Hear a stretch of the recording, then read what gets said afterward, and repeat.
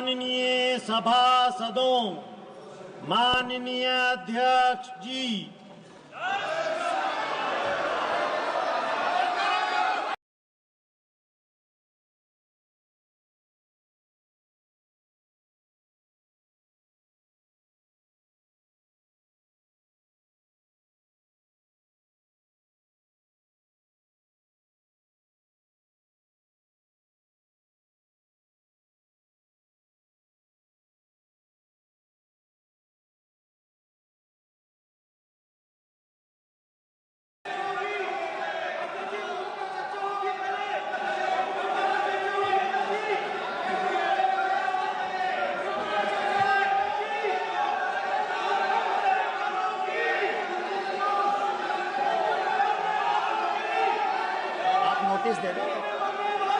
सदस्यगण, budget के बाद राज्यपाल अभिभाषण में आपको पर्याप्त अवसर दूंगा। मेरा आपसे निवेदन है, नहीं माननीय अखिलेश जी, आपने संसद की मर्यादा को आप बना के रखें। कभी बजट भाषण के अंदर इस तरीके का नहीं हुआ, ये उचित नहीं है, ये उचित नहीं है। अखिलेश जी प्लीज, मैं आपको मौका दूंगा राज्यपाल अभिभाषण पे, प्लीज। नो, ये तरीका ठीक नहीं है। No,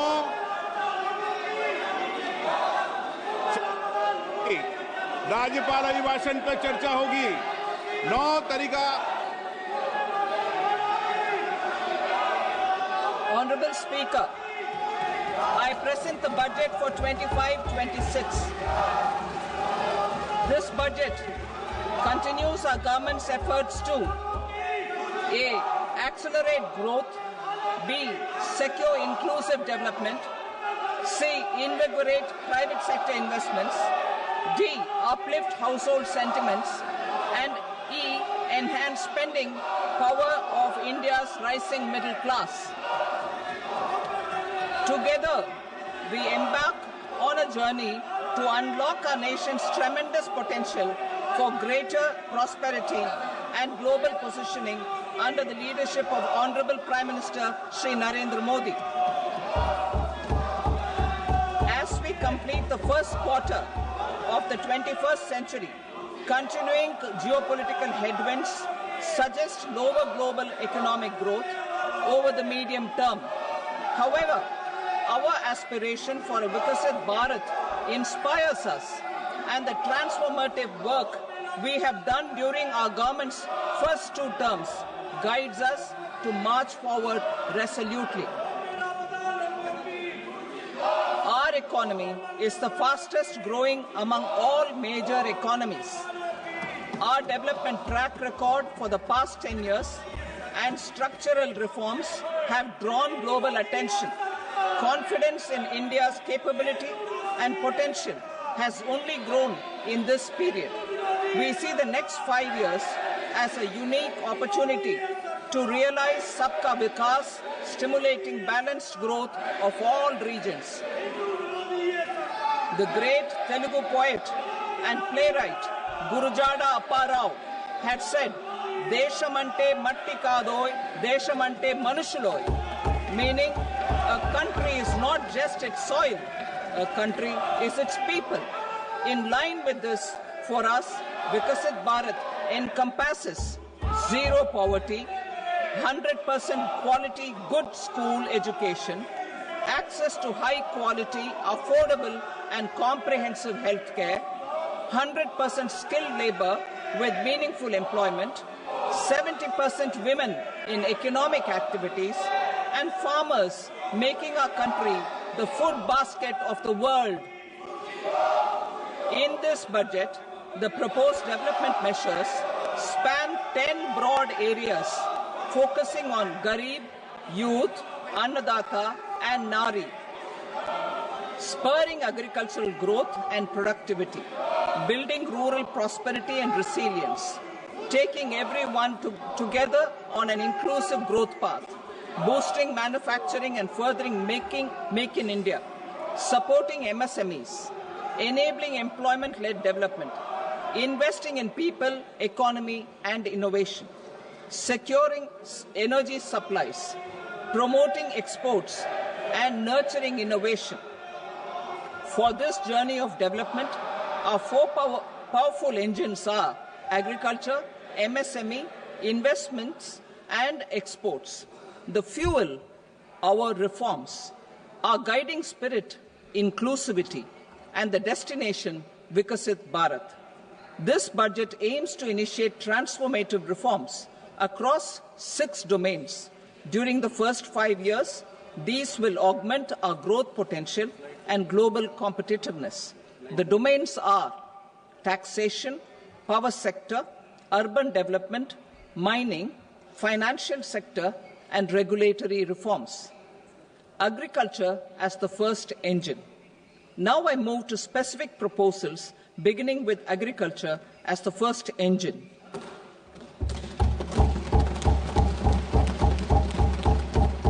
Prime Minister Dhan Dhanya Krishi Yojana, Developing Agri-Districts Program. Motivated by the success of the Aspirational District Program, our government will undertake a Prime Minister Dhan Dhanya Krishi Yojana in partnership with states.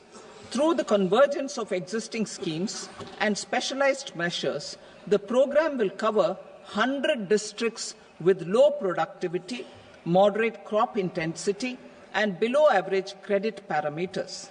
It aims to 1. Enhance agricultural productivity, 2. Adopt crop diversification and sustainable agricultural practices, 3. Augment post-harvest storage at the panchayat and block level, 4. Improve irrigation facilities, and 5. Facilitate availability of long-term and short-term credit. This program is likely to help 1.7 crore farmers. Building rural prosperity and resilience. A comprehensive multi-sectoral rural prosperity and resilience program will be launched in partnership with the states. This will address underemployment in agriculture through skilling, investment, technology, and invigorating the rural economy. The goal is to generate ample opportunities in rural areas so that migration is an option but not a necessity. The program will focus on rural women, young farmers, rural youth, marginal and small farmers, and landless families. The details are in Annexure A. Domestic best practices will be incorporated, and appropriate technical and financial assistance will be sought from multilateral development banks. In Phase 1, 100 developing agri-districts will be covered. Atmanirbharta in pulses.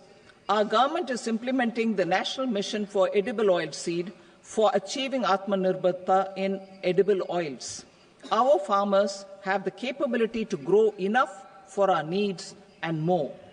10 years ago, we made concerted efforts and succeeded in achieving near self-sufficiency in pulses.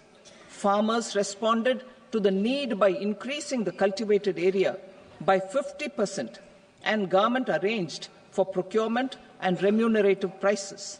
Since then, with rising incomes and better affordability, our consumption of pulses has increased significantly. Our government will now launch a 6-year mission for Atmanirbharta in pulses with a special focus on Tuar, Urad, and Masoor. Details are in Annexure B. Central agencies such as NAFED and NCCF will be ready to procure these 3 pulses as much as offered during the next 4 years from farmers who register with these agencies and enter into agreements. Comprehensive program for vegetables and fruits. It is encouraging that our people are increasingly becoming aware of their nutritional needs. It is a sign of a society becoming healthier. With rising income levels, the consumption of vegetables, fruits, and Shri Anna is increasing significantly. A comprehensive program to promote production, efficient supplies, processing, and remunerative prices for farmers will be launched in partnership with the states. Appropriate institutional mechanisms for implementation and participation of farmer producer organizations and cooperatives will be set up. Makhana Board in Bihar. For this, there is a special opportunity for the people of Bihar. A Makhana Board will be established in the state to improve production, processing, value addition, and marketing of makhana. The people engaged in these activities will be organized into FPOs. The board will provide hand-holding and training support to makhana farmers and will also work to ensure they receive the benefits of all relevant government schemes. A national mission on high-yielding seeds will be launched, aimed at 1. Strengthening research ecosystem, 2. Targeted development and propagation of seeds with high yield, pest resistance, and climate resilience, and 3. Commercial availability of more than 100 seed varieties released since July 2024. India ranks second largest globally in fish production and aquaculture. Seafood exports are valued at 60,000 crore rupees. To unlock the untapped potential of the marine sector, our government will bring in an enabling framework for sustainable harnessing of fisheries from Indian exclusive economic zone and high seas, with a special focus on the Andaman and Nicobar and Lakshadweep Islands. For the benefit of lakhs of cotton growing farmers, I am pleased to announce a mission for cotton productivity.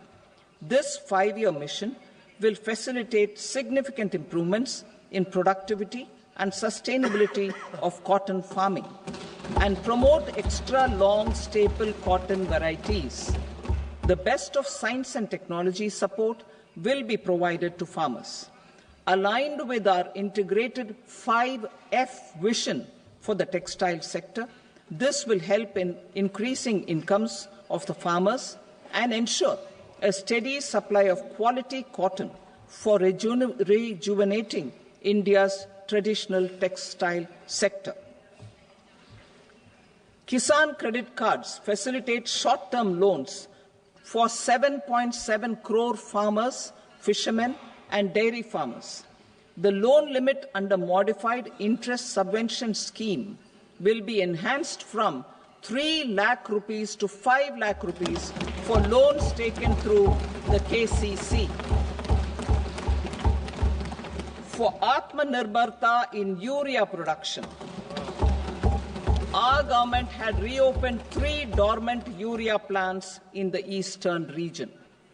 To further augment urea supply, a plant with annual capacity of 12.7 lakh metric tons will be set up at Namrup in Assam.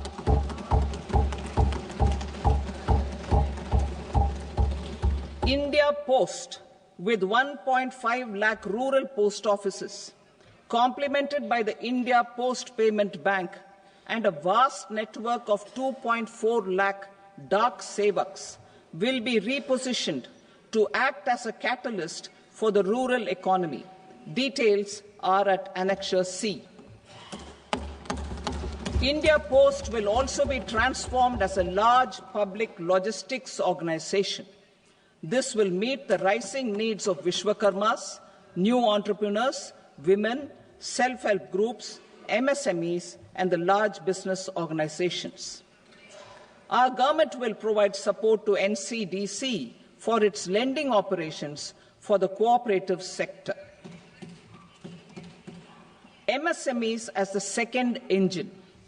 Now I move to MSMEs as the second engine, which encompasses manufacturing and services with a focus on MSMEs numbering 5.7 crores. Currently, over 1 crore registered MSMEs, employing 7.5 crore people and generating 36% of our manufacturing, have come together to position India as a global manufacturing hub. With their quality products, these MSMEs are responsible for 45% of our exports. To help them achieve higher efficiencies of scale, technological upgradation, and better access to capital, the investment and turnover limits for classification of all MSMEs will be enhanced to 2.5 and 2 times respectively. This will give them the confidence to grow and generate employment for our youth. The details are given in Annexure D. To improve access to credit, the credit guarantee cover will be enhanced. First, for micro and small enterprises from 5 crore to 10 crore rupees, leading to additional credit of 1.5 lakh crores in the next 5 years. Second, for startups from 10 crore rupees to 20 crore rupees, with the guarantee fee being moderated to 1% for loans in 27 focus sectors which are important for Atmanirbhar Bharat. And for well-run exporter MSMEs, for term loans up to 20 crore rupees. Also for the micro enterprises, we will introduce customized credit cards with a 5 lakh rupee limit for micro enterprises registered on Udyam portal. In the first year, 10 lakh such cards will be issued. Fund of funds for startups. The alternate investment fund, AIFs, for startups have received commitments of more than 91,000 crores rupees. These are supported by the fund of funds set up with the Government of India's contribution of 10,000 crore rupees. Now, a new fund of funds with expanded scope and a fresh contribution of another 10,000 crore rupees will be set up. A new scheme will be launched for 5 lakh women, scheduled castes and scheduled tribes, first-time entrepreneurs. This will provide term loans up to 2 crore rupees during the next 5 years. The scheme will incorporate lessons from the successful Stand Up India scheme. Online capacity building for entrepreneurship and managerial skills will also be organized. Measures for labor-intensive sectors. To promote employment and entrepreneurship opportunities in labor-intensive sectors, our government will undertake specific policy and facilitation measures. To enhance the productivity, quality, and competitiveness of India's footwear and leather sector, a focus product scheme will be implemented. The scheme will support design capacity, component manufacturing, and machinery required for production of non-leather quality footwear, besides the support for leather footwear and products. The scheme is expected to facilitate employment for 22 lakh persons, generate over 4 lakh crore rupees, and exports of over 1.1 lakh crore rupees. Measures for the toys sector. Building on the National Action Plan for Toys, we will implement a scheme to make India a global hub for toys. The scheme will focus on development of clusters, skills, and a manufacturing ecosystem that will create high-quality, unique, innovative, and sustainable toys that will represent the Made in India brand. Support for food processing. In line with our commitment towards Purvodaya, we will establish a National Institute of Food Technology, Entrepreneurship and Management in Bihar. The institute will provide a strong fillip to food processing activities in the entire eastern region. This will result in 1. Enhanced income for the farmers through value addition to their produce, and 2. Skilling entrepreneurship and employment opportunities for the youth. Manufacturing mission, furthering Make in India. Our government will set up a national manufacturing mission covering small, medium and large industries for furthering Make in India by providing policy support, execution roadmaps, governance and monitoring framework for central ministries and states. Details are in Annexure E. Given our commitment to climate-friendly development, the mission will also support clean tech manufacturing. This will aim to improve domestic value addition and build our ecosystem for solar PV cells, EV batteries, motors and controllers, electrolyzers, wind turbines, very high voltage transmission equipment and grid-scale batteries. Investment as the third engine. Now I move to investment as the third engine, which encompasses investing in people, investing in the economy, and investing in innovation. Investing in people. Saksham Anganwadi and Poshan 2.0. Saksham Anganwadi and Poshan 2.0 program provides nutritional support to more than 8 crore children, 1 crore pregnant women and lactating mothers all over the country, and about 20 lakh adolescent girls in aspirational districts and the Northeast region. The cost norms for these nutritional support will be enhanced appropriately. Atal Tinkering Labs. 50,000 Atal Tinkering Labs will be set up in government schools in the next 5 years to cultivate the spirit of curiosity and innovation and foster a scientific temper among young minds. Broadband connectivity to government secondary schools and PHCs. Broadband connectivity will be provided to all government secondary schools and primary health centers in rural areas under the BharatNet project. Bharatiya Bhasha Pustak Scheme. We propose to implement a Bharatiya Bhasha Pustak scheme to provide digital form Indian language books for schools and for higher education. This aims to help students understand their subjects better and in their language. National Centers of Excellence for Skilling. Building on the initiative announced in the July 24 budget, 5 national centers of excellence for skilling will be set up with global expertise and partnerships to equip our youth with the skills required for Make for India, Make for the World manufacturing. The partnership will cover curriculum design, training of trainers, and a skills certification framework and periodic reviews.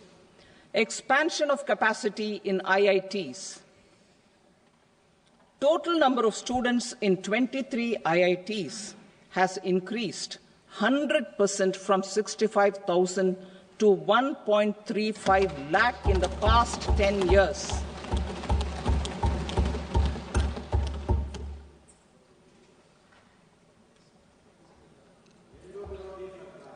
Additional infrastructure will be created in the 5 IITs started after 2014 to facilitate education for 6,500 more students.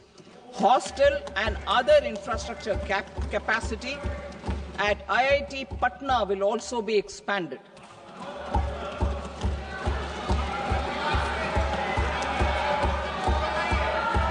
Center of Excellence.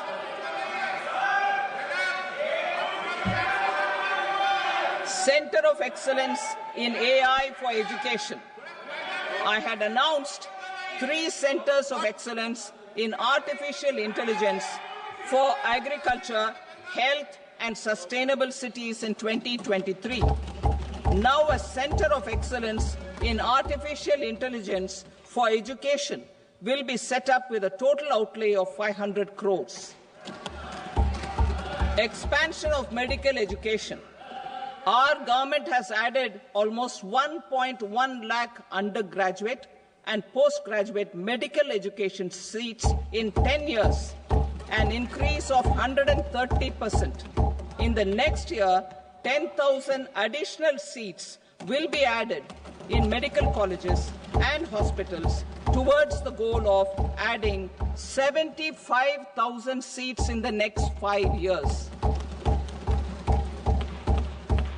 Daycare and cancer centers in all district hospitals. Our government will facilitate setting up of daycare cancer centers in all district hospitals in the next 3 years. 200 centers will be established in 25-26 itself. Strengthening urban livelihoods. Our government has been giving priority to assisting urban poor and vulnerable groups. A scheme for socio-economic upliftment of urban workers will be implemented to help them improve their incomes, have sustainable livelihoods, and a better quality of life. PM Swanidhi scheme has benefited more than 68 lakh street vendors, giving them respite from high-interest informal sector loans. Building on this success, the scheme will be revamped with enhanced loans from banks, UPI-linked credit cards with 30,000 rupees limit, and capacity-building support. Social Security Scheme for welfare of online platform workers. Gig workers of online platforms provide great dynamism to the new age services economy. Recognizing their contribution, our government will arrange for their identity cards and registration on the e-Shram portal.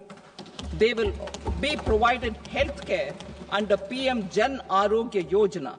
This measure is likely to assist nearly 1 crore gig workers.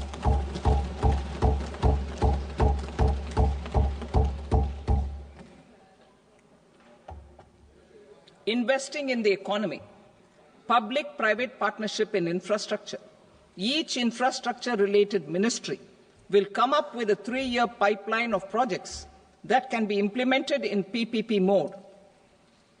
States will also be encouraged to do so and can seek support from the India Infrastructure Project Development Fund, which is a scheme to prepare PPP proposals. Support to states for infrastructure. An outlay of 1.5 lakh crore is proposed for the 50-year interest-free loans to states for capital expenditure and incentives for reforms. Building on the success of the first asset monetization plan announced in 2021, the second plan for 2025 to 30 will be launched to plow back capital of 10 lakh crore in new projects. Regulatory and fiscal measures will be fine-tuned to support the plan. Jal Jeevan Mission.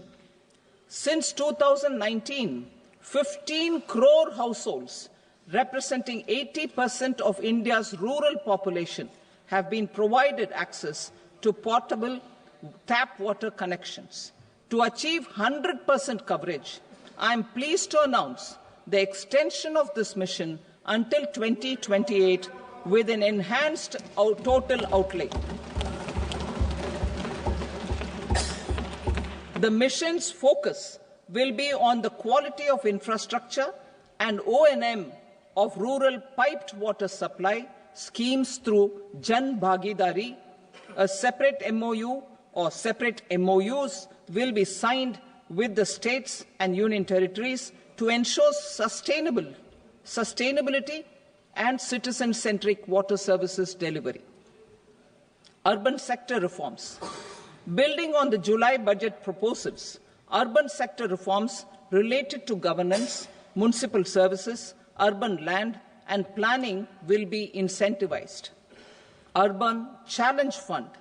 The government will set up an Urban Challenge Fund of 1 lakh crore rupees to implement the proposals for cities as growth hubs, creative redevelopment of cities, and for water and sanitation purposes announced in the July budget. This fund will finance up to 25% of the cost of bankable projects, with a stipulation that at least 50% of the cost is funded from bonds, bank loans, and PPPs. An allocation of 10,000 crore is proposed in 2025-26. Power sector reforms. We will incentivize electricity distribution reforms and augmentation of intra-state transmission capacity by states. This will improve financial health and capacity of electricity companies. Additional borrowing of 0.5% of GSDP will be allowed to states contingent on these reforms. Nuclear energy mission for Vikasit Bharat. Development of at least 100 gigawatt of nuclear energy by 2047 is essential for our energy transition efforts. For an active partnership with the private sector towards this goal, amendments to the Atomic Energy Act and the Civil Liability for Nuclear Damage Act will be taken up. A nuclear energy mission for research and development of small modular reactors with an outlay of 20,000 crore will be set up. At least 5 indigenously developed small modular reactors will be operationalized by 2033. Shipbuilding. The shipbuilding financial assistance policy will be revamped to address cost disadvantages. This will also include credit notes for shipbreaking in Indian yards to promote the circular economy. Large ships above a specified size will be included in the infrastructure harmonized master list. Shipbuilding clusters will be facilitated to increase the range, categories, and capacity of ships. This will include additional infrastructure, facilities, skilling, and technology to develop the entire ecosystem. Maritime Development Fund. For long-term financing for the maritime industry, a Maritime Development Fund with a corpus of 25,000 crore rupees will be set up. This will be for distributed support and promoting competition. This will have up to 49% contribution by the government, and the balance will be mobilized from ports and from private sector.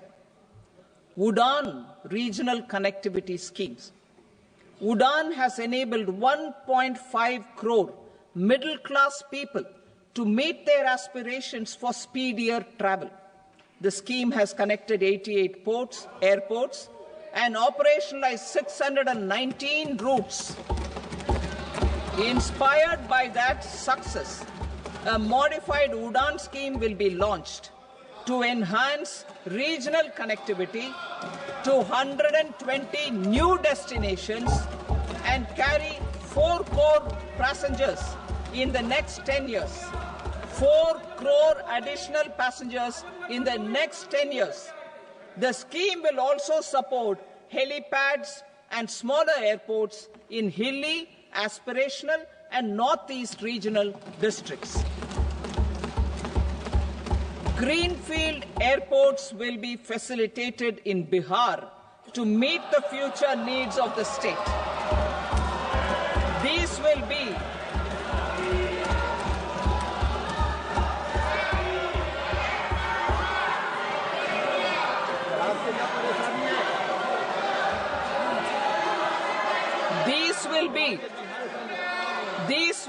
in addition to the expansion of the capacity of Patna Airport and a brownfield airport in Beta. Western Kosi Canal project in Mithilanchal.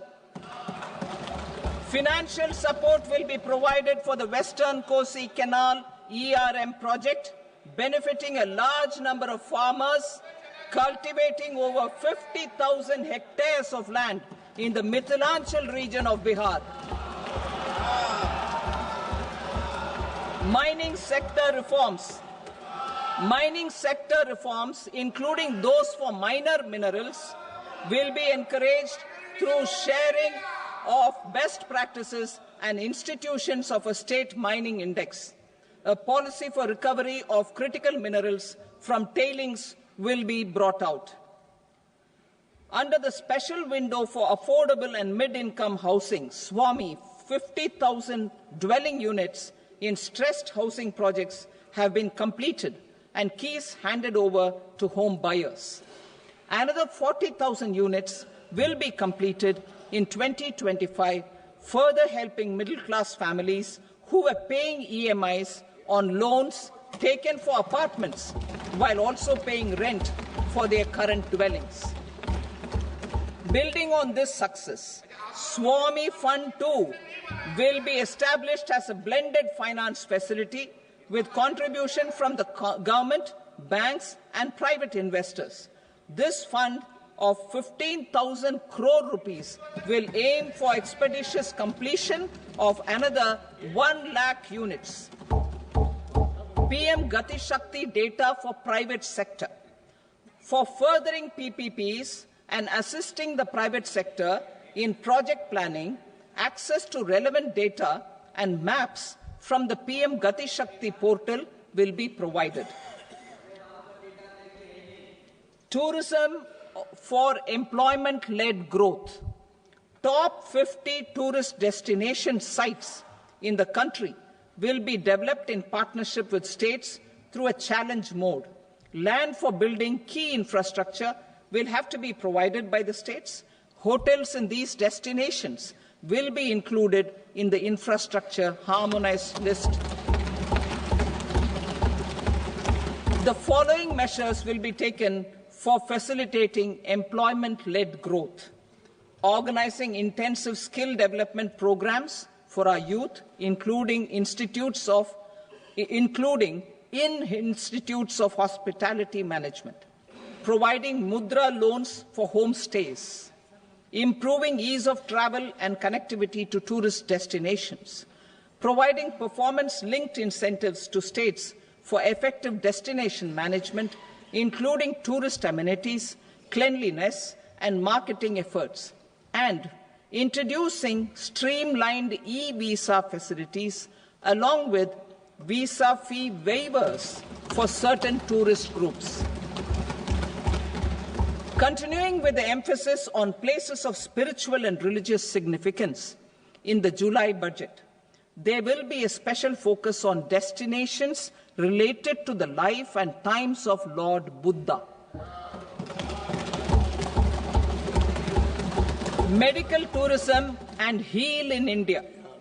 Medical tourism and heal in India will be promoted in partnership with the private sector along with capacity building and easier visa norms. Investing in innovation.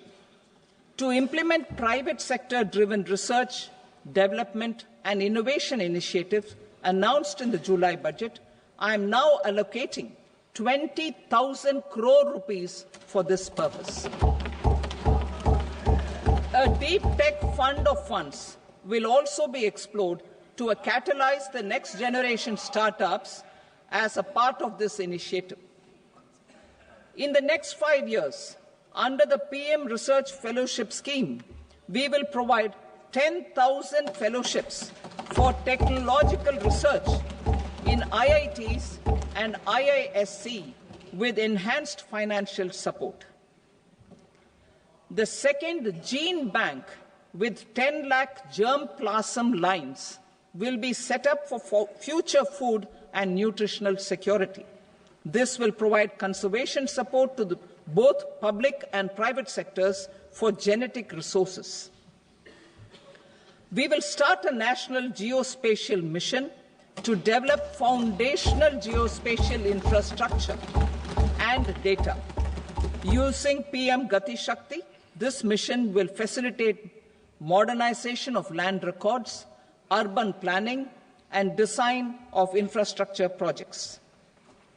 A Gyan Bharatam mission for survey, documentation, and conservation of our manuscript heritage with academic institutions, museums, libraries, and private collectors will be undertaken to cover more than 1 crore manuscripts.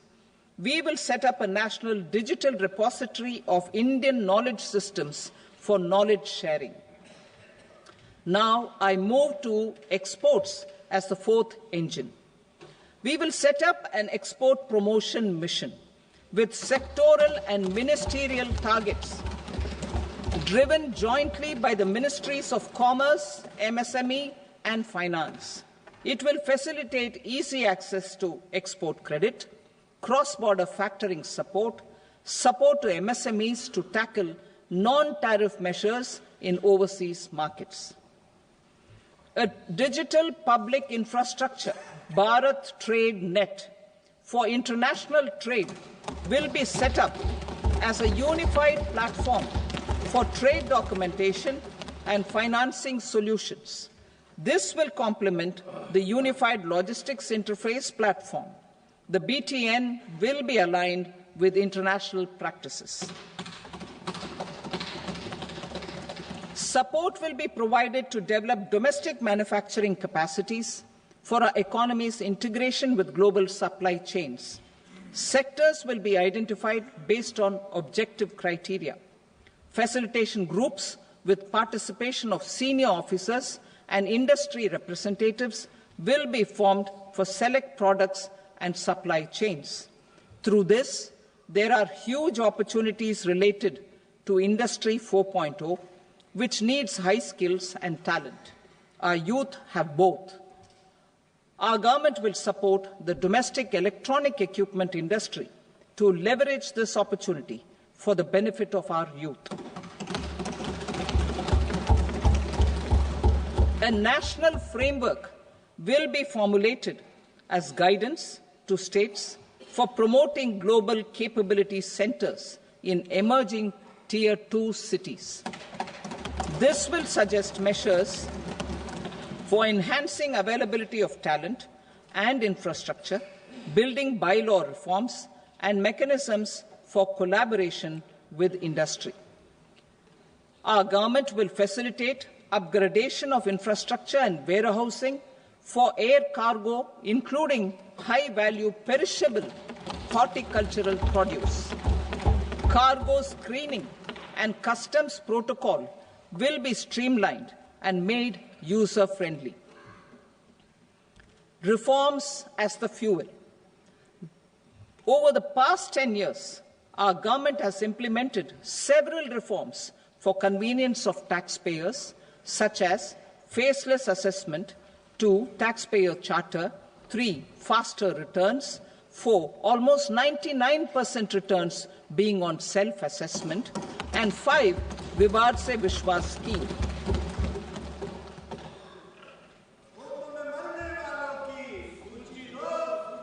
Continuing these efforts, I reaffirm the commitment of the Tax Department to trust first, scrutinize later.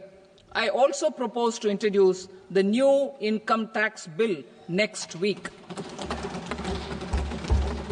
I will detail the indirect tax reforms and changes in direct taxes in Part B. Financial sector reforms. The FDI limit for the insurance sector will be raised from 74 to 100%. This enhanced limit will be available for those companies which invest the entire premium in India. The current guardrails and conditionalities associated with foreign investment will be reviewed and simplified. The services of India Post Payment Bank will be deepened and expanded in rural areas. NABFID will set up a partial credit enhancement facility for corporate bonds for infrastructure. Public sector banks will develop Grameen Credit Score framework to serve the credit needs of SHG members and people in rural areas. A forum for regulatory coordination and development of pension products will be set up. To implement the earlier announcement on simplifying the KYC processes, the revamped Central KYC Registry will be rolled out in 2025. We will also implement a streamlined system for periodic updating. Requirements and procedures for speedy approval of company mergers will be rationalized. The scope for fast-track mergers will also be widened and the process made simpler. As proposed in the interim budget, we signed bilateral investment treaties with 2 countries in 2024 to encourage sustained foreign investment, and in the spirit of First Develop India, the current model BIT will be revamped and made more investor-friendly. In the last 10 years, in several aspects, including financial and non-financial, our government has demonstrated a steadfast commitment to ease of doing business. We are determined to ensure that our regulations must keep up with technological innovations and global policy developments. A light-touch regulatory framework based on principles and trust will unleash productivity and employment. Through this framework, we will update regulations that were made under old laws. To develop this modern, flexible, people-friendly and trust-based regulatory framework appropriate for the 21st century, I propose 4 specific measures. A high-level committee for regulatory reforms will be set up for a review of all non-financial sector regulations, certifications, licenses, and permissions. The committee will be expected to make recommendations within a year.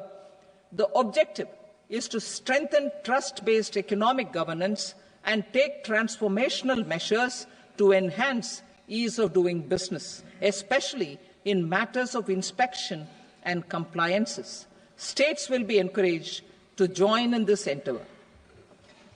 An investment friendliness index of states will be launched in 2025 to further the spirit of competitive, cooperative federalism. Under the Financial Stability and Development Council, a mechanism will be set up to evaluate impact of the current financial regulations and subsidiary instructions. It will also formulate a framework to enhance their responsiveness and development of the financial sector.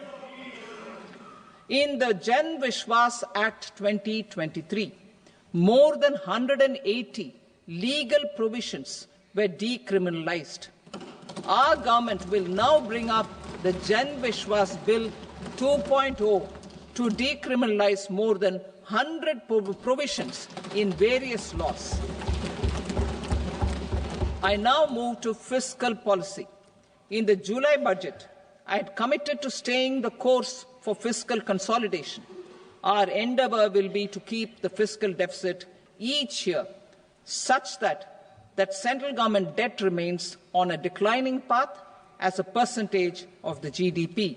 The roadmap for the next 6 years has been detailed in the FRBM statement. Revised estimates for 2024-25.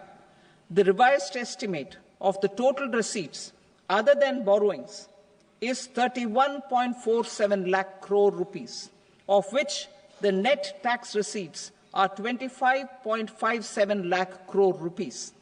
The revised estimate of the total expenditure is 47.16 lakh crore rupees, of which the capital expenditure is about 10.18 lakh crore rupees. The revised estimate of the fiscal deficit is 4.8% of the GDP. Budget estimates for 25-26. Coming to 25-26, the total receipts other than borrowings and total expenditure are estimated at 34.96 lakh crore rupees and 50.65 lakh crore rupees respectively. The net tax receipts are estimated at 28.37 lakh crore rupees. The fiscal deficit is estimated to be 4.4% of GDP. To finance the fiscal deficit, the net market borrowings from dated securities are estimated at 11.54 lakh crore. The balance financing is expected to come from small savings and other sources. The gross market borrowings are estimated at 14.82 lakh crore rupees.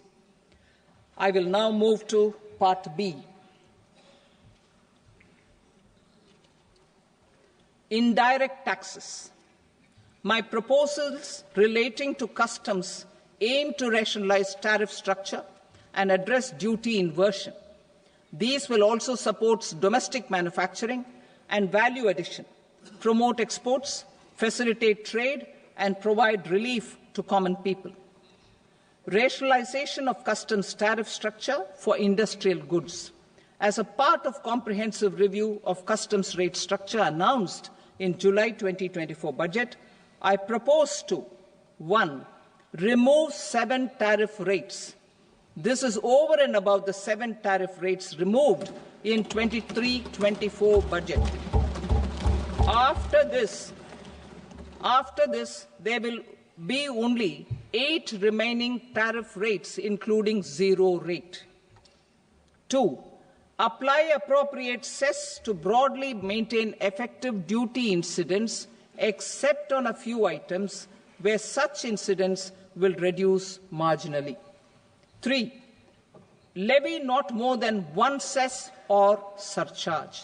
Therefore, I propose to exempt social welfare surcharge on 82 tariff lines that are subject to a cess. I shall now take up sector-specific proposals. To provide relief to patients, particularly those suffering from cancer, rare diseases, and other severe chronic diseases, I propose to add 36 life-saving drugs and medicines to the list of medicines fully exempted from basic custom duty.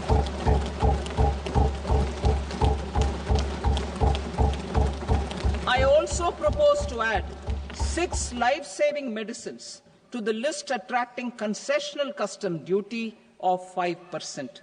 Full exemption and concessional duty will also respectively apply on the bulk drugs for manufacture of the above.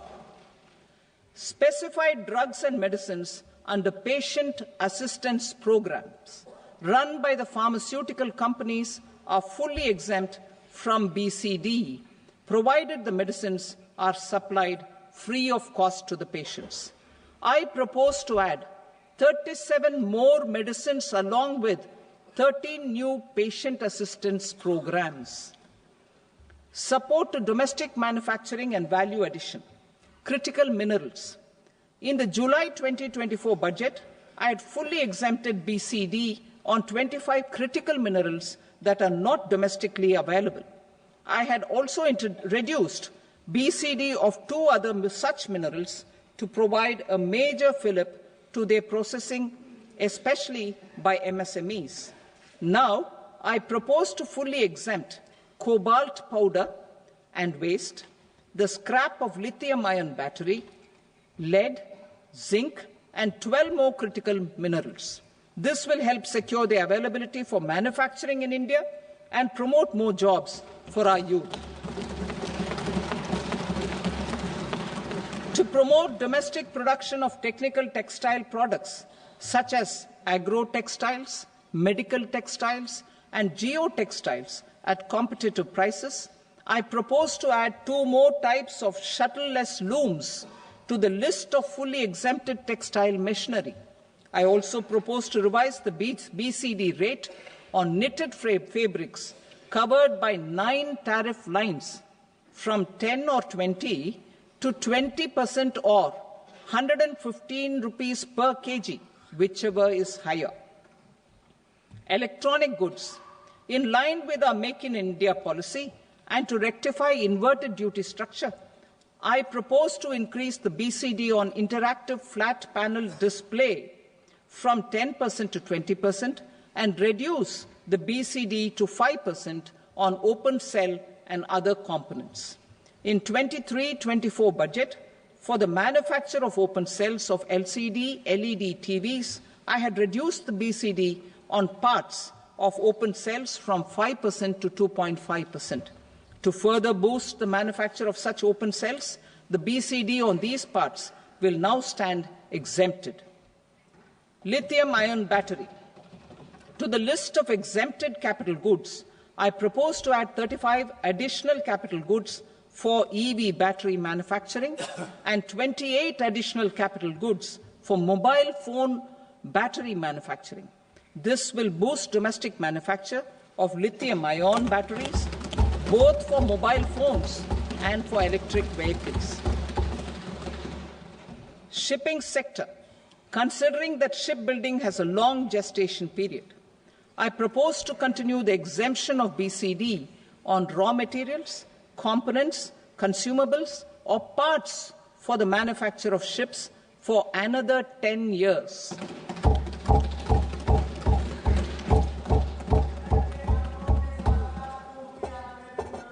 I also propose the same dispensation for shipbreaking to make it more competitive. Telecommunication. To prevent classification disputes, I propose to reduce the BCD from 20% to 10% on carrier-grade Ethernet switches to make it at par with non-carrier-grade Ethernet switches. Export promotion. To facilitate exports of handicrafts, I propose to extend the time period for export from 6 months to 1 year, further extendable by another 3 months if required. I also propose to add 9 items to the list of duty-free inputs. Leather sector. I propose to fully exempt BCD on wet blue leather to facilitate imports for domestic value addition and employment. I also propose to exempt crust leather from 20% export duty to facilitate exports by small tanners. Marine products. To enhance India's competitiveness in the global seafood market, I propose to reduce BCD from 30% to 5% on frozen fish paste, surimi, for manufacture and export of its analog products. I also propose to reduce BCD from 15% to 5% on fish hydrolysates for manufacture of fish and shrimp feed.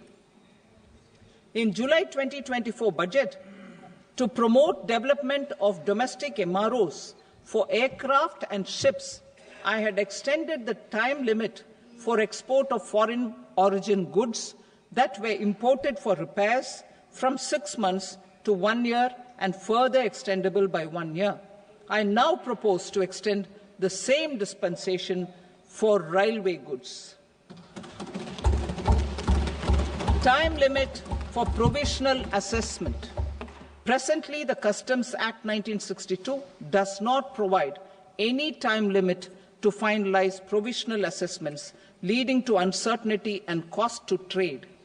As a measure of promoting ease of doing business, I propose to fix a time limit of 2 years, extendable by a year, for finalizing the provisional assessment. I propose to introduce a new provision that will enable importers or exporters, after clearance of goods, to voluntarily declare material facts and pay duty with interest but without penalty. This will incentivize voluntary compliance. However, this will not apply in cases where department has already initiated audit or investigation proceedings. For industry to better plan their imports, I propose to extend the time limit for the end use of imported inputs in the relevant rules from 6 months to 1 year. This will provide operational flexibility in view of cost and uncertainty of supply. Further, such importers will now have to file only quarterly statements instead of a monthly statement.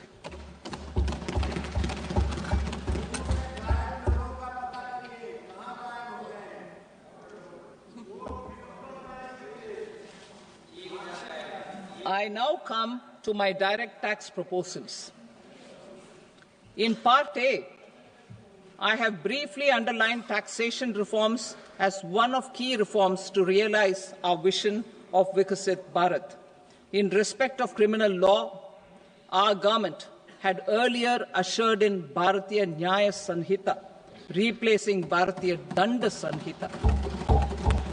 I am happy to inform this august House and the country that for new income tax bill will carry forward the same spirit of Nyaya in its drafting as well. The new bill will be clear and direct in text, with close to half of the present law in terms of both chapters and words. It will be simple to understand for taxpayers and tax administrators, leading to tax certainty and reduced litigation. Reforms, however, are not a destination. They are means to achieve good governance for our people and economy.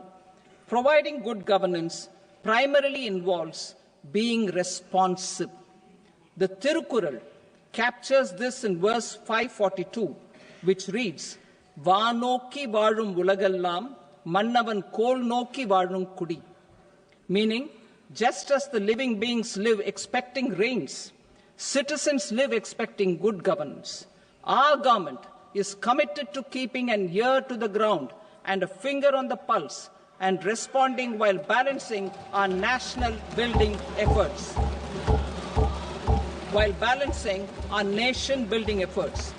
The following measures will detail just how our government will, under the guidance of PM Modi, has taken steps to understand and address. I repeat that sentence, sir.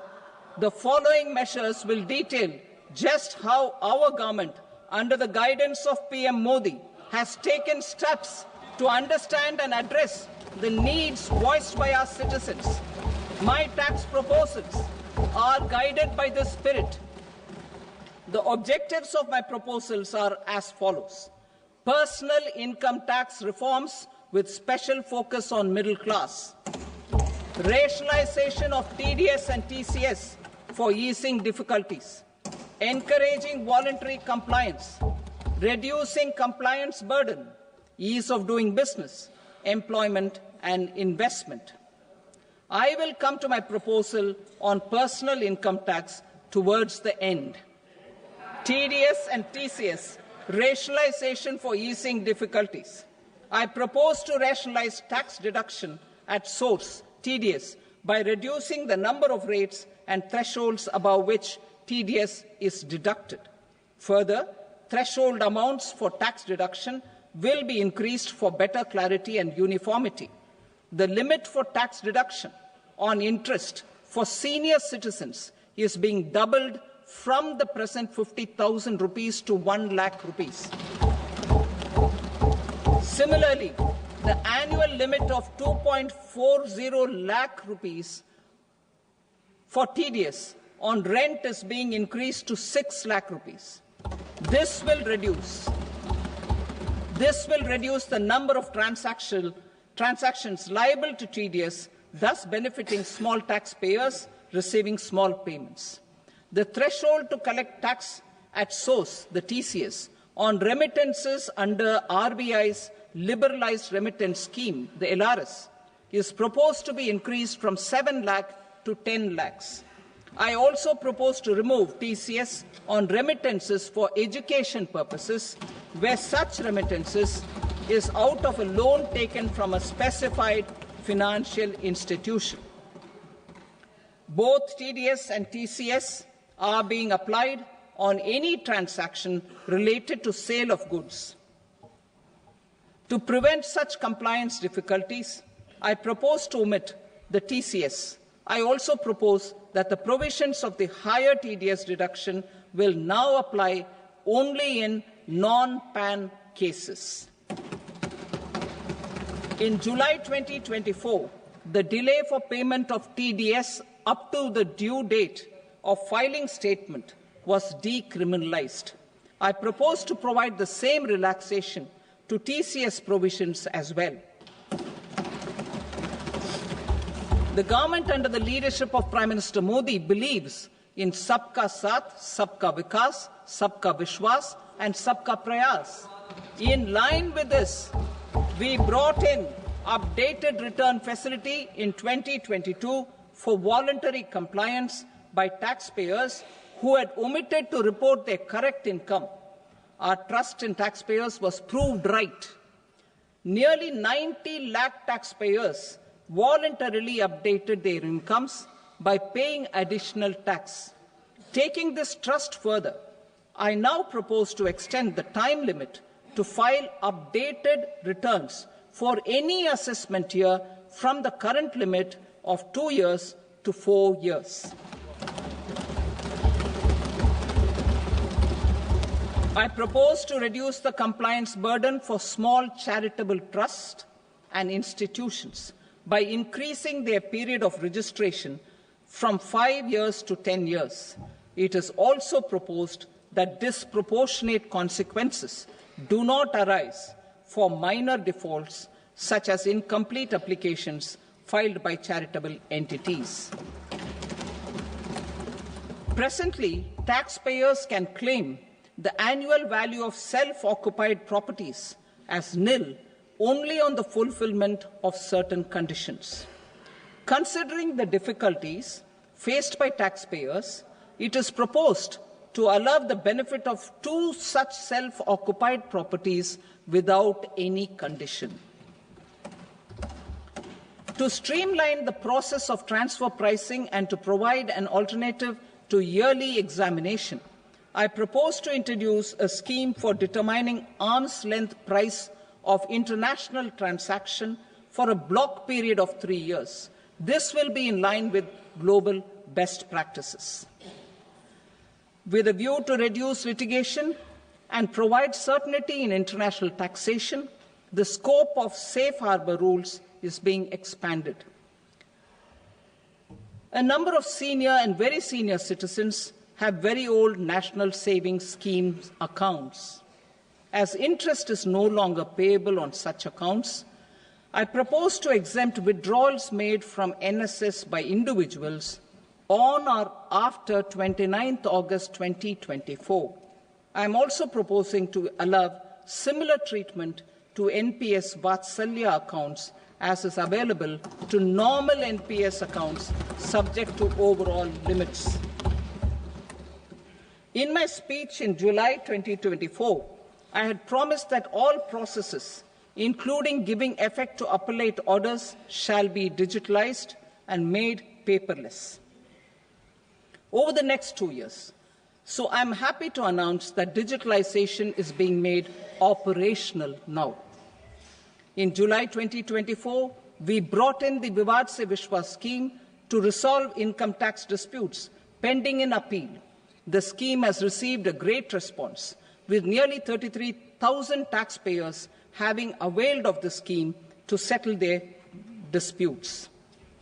I have a few proposals to promote investment and employment. It is proposed to provide a presumptive taxation regime for non-residents who provide services to a resident company that is establishing or operating an electronics manufacturing facility. I further propose to introduce a safe harbor for tax certainty for non-residents who store components for supply to specified electronics manufacturing units.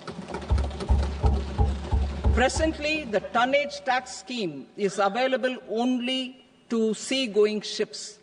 The benefits of existing tonnage tax scheme are proposed to be extended to inland vessels registered under the Indian Vessels Act 2021 to promote inland water transport in the country. extension for incorporation of startups. We continue to support the Indian startup ecosystem. I propose to extend the period of incorporation by 5 years to allow the benefit available to startups which are incorporated before 1/4/2030. In order to attract and promote additional activities in the IFSC, I am inter alia proposing specific benefits to ship leasing units, insurance offices, and treasury centres of global companies which are set up in IFSC. Further, to claim benefits, the cut-off date for commencement in IFSC has also been extended by 5 years to 31/3/2030. Category 1 and Category 2 AIFs are undertaking investments in infrastructure and other such sectors. I propose to provide certainty of taxation to these entities on the gains from securities, to promote funding from sovereign wealth funds and pension funds to the infrastructure sector. I propose to extend the date of making an investment by 5 more years up to 31st March 2030.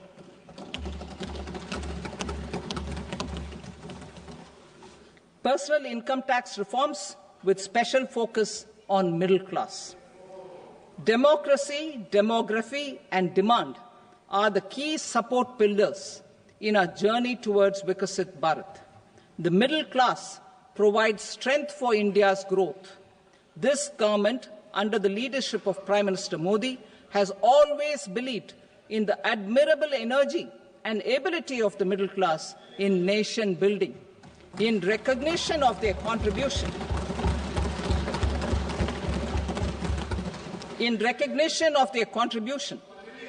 we have periodically reduced their tax burden. Right after 2014, the nil tax slab was raised to 2.5 lakhs of rupees, which was further raised to 5 lakh rupees in 2019 and to 7 lakh rupees in 2023. This is reflective of our government's trust on the middle class taxpayers. I am now happy to announce that there will be no income tax payable up to income of 12 lakh rupees.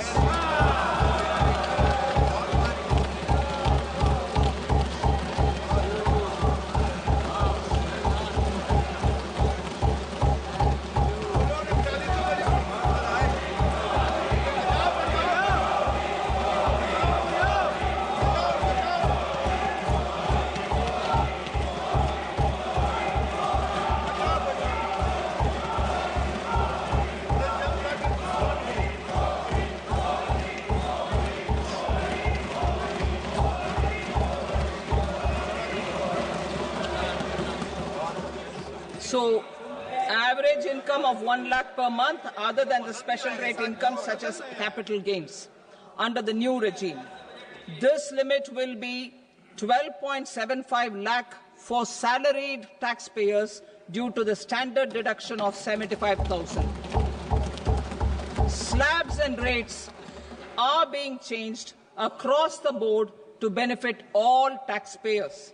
The new structure will substantially reduce the taxes of the middle class and leave more money in their hands, boosting household consumption, savings, and investment. In the new tax regime, I propose to revise tax rate structures as follows: 0 to 4 lakh rupees nil, 4.8 lakh rupees to 4 to 8 lakh rupees 5%, 8 to 12 lakh rupees 10%, 12 to 16 lakh rupees 15%, 16 to 20 lakh rupees 20%, 20 to 24 lakh rupees 25%, and above 24 lakh rupees 30%. To taxpayers up to 12 lakh of normal income, other than special rate income such as capital gains. I read that again. To taxpayers up to 12 lakh of income, other than special rate income such as capital gains, tax rebate is being provided in addition to the benefit due to slab rate reduction in such a manner that there is no tax payable by them. The total tax benefit of slab rate changes and rebate at different income levels can be illustrated with a few examples. A taxpayer in the new regime with an income of 12 lakh rupees will get a benefit of 80,000 rupees in tax, which is 100% of tax payable as per the existing rates. A person having income of 18 lakh rupees will get a benefit of 70,000 rupees in tax, that is 30% of tax payable as per existing rates. A person with an income of 25 lakh gets a benefit of 1,10,000 rupees, that is 25% of his tax payable as per existing rates. Details of my tax proposals are given in the annexure. As a result of these proposals, Honourable Speaker, sir, revenue of about 1 lakh crore in direct taxes and 2,600 crores in indirect taxes will be foregone. Mr. Speaker, sir, with this, I commend the budget to this august House.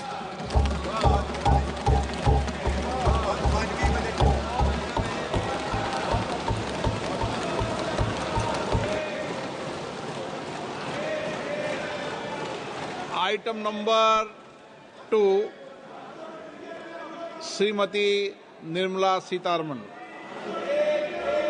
Sir, with your permission, I rise to lay on the table the following statements under Section 3(1) of the Fiscal Responsibility and Budget Management Act 2003.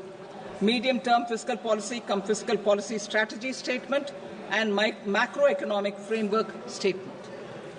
Item number 3, Srimati Nirmala Sitharaman. Sir, with your permission, I rise to move for leave to introduce the Finance Bill 2025. प्रश्न ये है कि विधेयक को पुनर्स्थापित करने की अनुमति प्रदान की जाए। जो सदस्य इसके पक्ष में हाँ कहें, जो सदस्य विरोध में ना कहें। मेरे विचार में निर्णय हाँ वालों के पक्ष में हुआ, हाँ वालों के पक्ष में अनुमति प्रदान की जाती है। माननीय मंत्री जी, अब विधेयक को पुनर्स्थापित करें। Sir, I introduce the bill. Thank you. सभा की कार्रवाई सोमवार दिनांक 3 फरवरी 2025 को प्राप्त 11 बजे तक के लिए स्थगित की जाती है।